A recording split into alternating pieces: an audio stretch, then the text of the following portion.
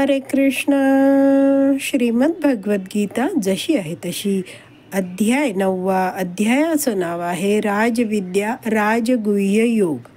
आपण 23व्या श्लोकाचं तात्पर्य वाचायला आता सुरू करत आहोत. त्याआधी श्रील प्रभुपादांना प्रार्थना करूया. हे श्रील प्रभुपाद, आम्ही भगवद्गीता हा ग्रंथ वाचून समजून घेण्याचा प्रयत्न करीत आहोत. त्यासाठी आम्हाला आशीर्वाद द्या. धन्यवाद प्रभुपाद. तात्पर्य. भगवान श्रीकृष्ण सांगतात की देवतांची उपासना करणारे जरी अप्रत्यक्षपणे माझीच उपासना करीत असले तरी ते फार बुद्धिमान नसतात. तर देवतांचे उपासक आहेत, ते अप्रत्यक्षपणे माझी उपासना करत आहेत, प्रत्यक्षपणे माझी उपासना करत नाहीयेत. ते कसे आहेत? अल्पमेधसाम आहेत, बुद्धिमान नाहीयेत, ते फारसे बुद्धिमान नाहीयेत.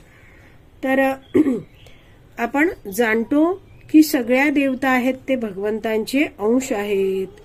तर भगवंतांची पूजा करताना आपण भगवंतांबद्दल जाणतो. भगवंतांची भक्ती करताना आपण अधिकृत गुरु शिष्य परंपरेतून भगवंतांविषयी पुन्हा पुन्हा श्रवण करतो.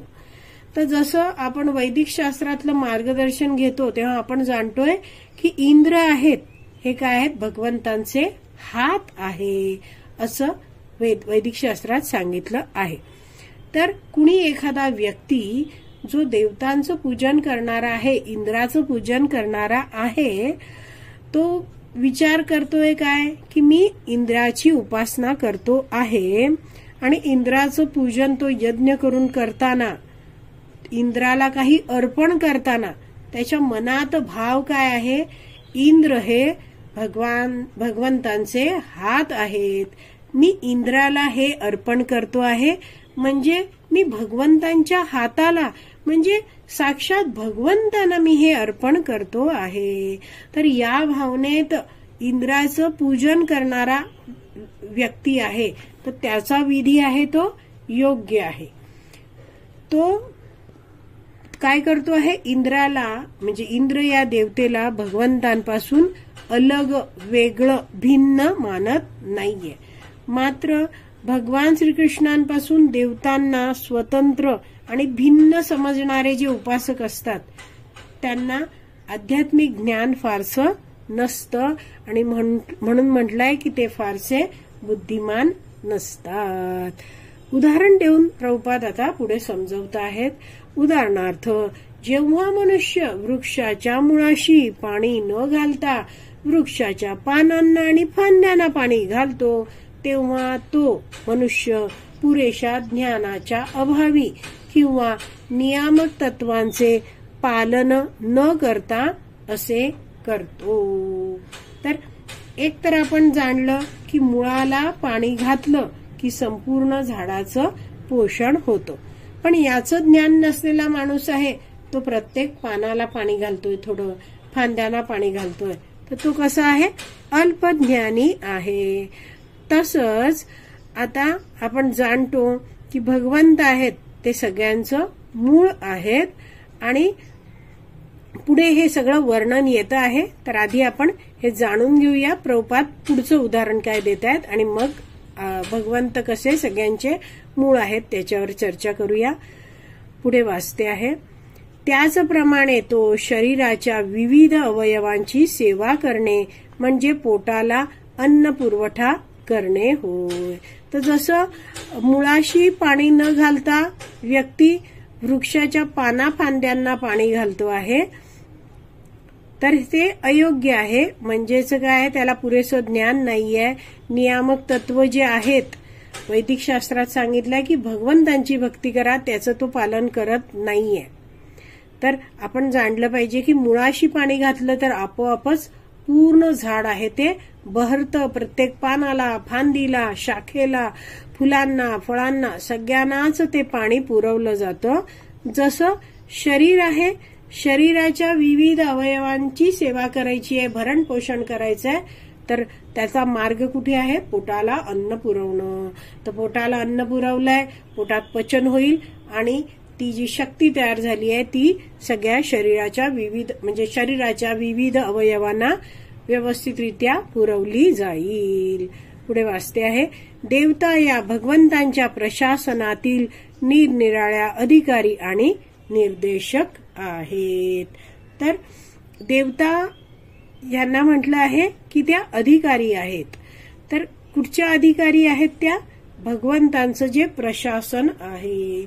तर ज्याप्रमाणे आपण देशाचं पंतप्रधान मंडळ बघतो, तर पंतप्रधान आहेत, त्यांच्या मंत्रिमंडळात विविध मंत्री आहेत, राज्यांची विविध खाती ते सांभाळतात, संरक्षण मंत्री, शिक्षण मंत्री, वाहतूक मंत्री, असे अनेक सारी खाती सांभाळणारे मंत्री असतात.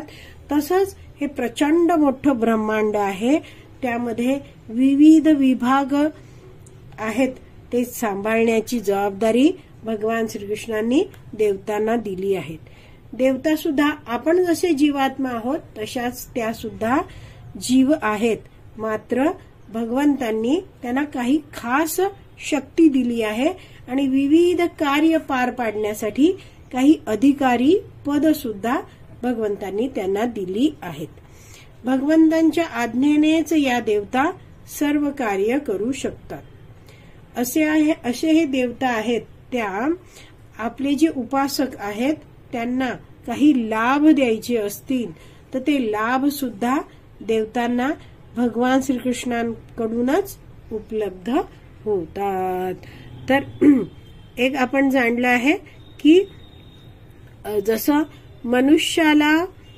मनुष्याला शासनाचे नियम पाळावे लागतात, नाही, आधीची ओळ आहे, देवता या भगवंतांच्या प्रशासनातील निरनिराळ्या अधिकारी आणि निर्देशक आहेत, हे आपण जाणलं आहे. आणि मग प्रभुपाद समजवत आहेत की मनुष्याला शासनाचे नियम पाळावेच लागतात. तर जे शासन आहे, देशाचं शासन, तर त्याचे नियम आपल्याला पालन करावेच लागतात. सर्व नागरिकांवर शासनाचे नियम आहेत ते लागू होतात. पण पुढे दिलं आहे, पद अधिकाऱ्यांनी किंवा निर्देशकांनी केलेले नव्हेत. तर एखादा पद अधिकारी आहे आणि तो स्वतःचेच काहीतरी नियम काढतो आहे, तर ते नियम पाळायची या नागरिकांवर सक्ती नाहीये. सगळ्यांना नियम कुठचे असतात? शासनाचे नियम असतात, तेच पालन करायचे असतात. पुढे वाचते आहे, त्याचप्रमाणे मनुष्याने केवळ भगवंतांचीच आराधना केली पाहिजे. तर जसं सर्वश्रेष्ठ शासनाच्या आदेशानुसार सगळे नागरिक वागतात, तसंच पूर्ण पुरुषोत्तम भगवान श्रीकृष्ण आहेत, ते आपले स्वामी आहेत, ते आपले परमेश्वर आहेत आणि आपण त्यांचे दास आहोत. जीवेर स्वरूप है कृष्णेर नित्य दास. आणि म्हणून आपण केवळ भगवंतांचीच आराधना भक्ती केली पाहिजे. पुढे वाचते आहे, यामुळे आपोआपच भगवंतांचे पद अधिकारी आणि निर्देशकही संतुष्ट होतील. तर जसं आधी उदाहरण दिलंय की मुळाला पाणी घातलं आहे तर अख्खं झाड आहे ते त्याचं पोषण होतं, तसंच भगवान श्रीकृष्णांची तुलना वृक्षाच्या मुळाशी केली जाते.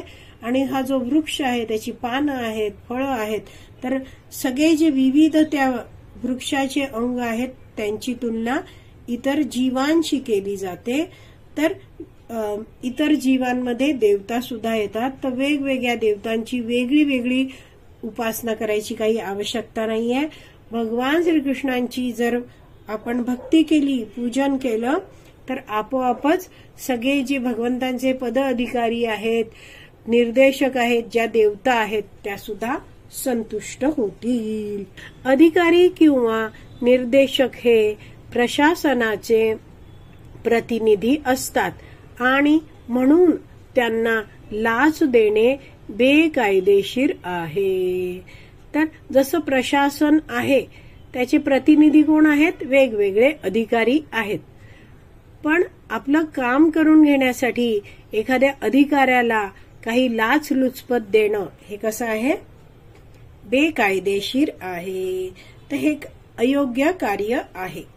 तसंच आपल्याला काही भौतिक गोष्टी हव्या आहेत तर त्यासाठी देवतांची उपासना करणं हे लाच देऊन काम करून घेण्यासारखं आहे.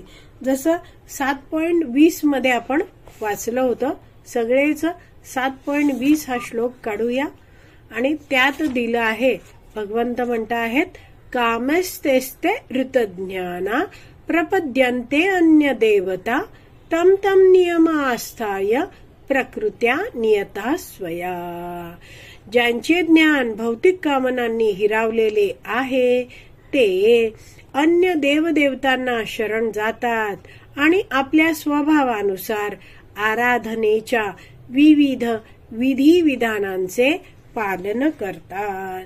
तर असे हे देवतांचे उपासक आहेत. त्यांना काय म्हटलं आहे? ते बेकायदेशीर कार्य करत आहेत. जसं एखाद्या अधिकाऱ्याला लाच देण्यासारखं आहे. तर भगवंत सगळ्यांना सगळं काही पुरवत आहेत आणि त्यामुळे आपण भगवंतांची भक्ती केली पाहिजे. पुढे वाचते आहे, याचेच वर्णन या ठिकाणी अविधीपूर्वकम या शब्दामध्ये करण्यात आले आहे. तर एखाद्या अधिकाऱ्याला लाच देऊन काही आपला कार्यभाग साधून घेणं, तर तसंच हे देवतांचे उपासक देवतांचं पूजन करून भौतिक लाभ प्राप्तीसाठी कार्य करत आहेत. ते कार्य कसं आहे? या 23व्या श्लोकात शेवटी म्हटलंय अविधीपूर्वकम. दुसऱ्या शब्दात सांगायचे तर देवतांची अनावश्यक उपासना श्रीकृष्णांना मान्य नाही. तर शेवटच्या ओळीत स्पष्टपणे श्रील प्रभुपाद लिहित आहेत की दुसऱ्या शब्दात सांगायचं तर ही देवतांची जी अनावश्यक उपासना केली जाते आहे ती भगवान श्रीकृष्णांना मान्य नाहीये.